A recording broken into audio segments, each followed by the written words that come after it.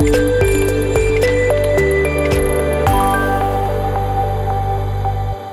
పాఠశాలలో RO plants, water plant పెట్టాలని చెప్పి కూడా ఒక ఆలోచన ఉంది.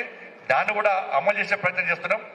నెక్స్ట్ ప్రైవేట్ పాఠశాల ధీటుగా ప్రభుత్వ పాఠశాల విద్యార్థి నేను గవర్నమెంట్ స్కూల్లో చదువుతున్నా అని గల్లా ఎగిరేసుకొని తిరిగేటువంటి స్థాయి తీసుకురావడానికే ఇవాళ నేను ప్రయత్నం చేస్తున్నా. ఇవాళ పాకిస్తాన్ వచ్చి కార్గిల్లో మన సైనికులను హతమార్చిన తర్వాత అప్పుడు అటల్ బిహారీ వాజ్పేయి గారి గవర్నమెంట్ వెంటనే పోయి పాకిస్తాన్ లోపల చొరబడి వాళ్ళని ఏ విధంగా స్థాయిక స్థావరాలను హతమార్చిందో ఒక్కసారి మనం గుర్తుంచుకోవాలి.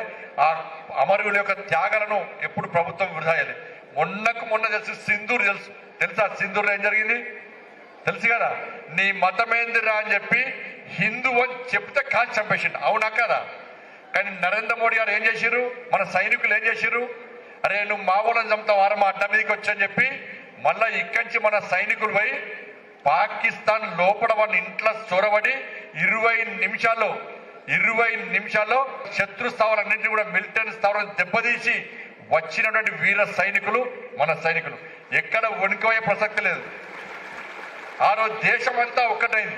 మొన్న కూడా పాకిస్తాన్ యొక్క కుట్రలను ప్రపంచానికి చెప్పాలనే ఆలోచనతో అన్ని పార్టీలకు సంబంధించిన పార్లమెంటు సభ్యులు ప్రపంచమంతా తిరిగి పాకిస్తాన్ ఈ విధంగా కుట్రలు చేస్తున్నది, మా దేశాన్ని నాశనం చేయడానికి ప్రయత్నం చేస్తున్నది, పాకిస్తాన్ టెర్రరిస్ట్ దేశం అని చెప్పి అన్ని పార్టీలకు సంబంధించిన ఎంపీలు ప్రపంచమంతా చెప్పొచ్చారు. కాబట్టి ఇటువంటి దేశ రక్షణ విషయంలో ఏ రాజకీయాలకు తావు లేకుండా మనం కాపాడుకునే ప్రయత్నం చేస్తున్నాం.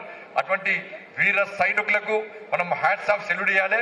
ఎవరైతే త్యాగం చేసిండ్రో వాళ్ళను స్మరించుకోవాల్సిన బాధ్యత ఈరోజు కార్గిల్ దివస్ సందర్భంగా ఉంది. కాబట్టి వాళ్ళను మనకు ఆదర్శంగా తీసుకొని ముందుకు వస్తుందిగా మీ అందరికీ విజ్ఞప్తి చేస్తూ ముగిస్తున్నాను. భారత్ మాతాకి జై, జై శ్రీరామ్. తెలుగులో ఫాస్టెస్ట్ న్యూస్ ఇప్పుడు కొత్త అవతారంలో 5 సెకండ్లోనే పూర్తి వార్తా సమాచారం మీ చేతిలో.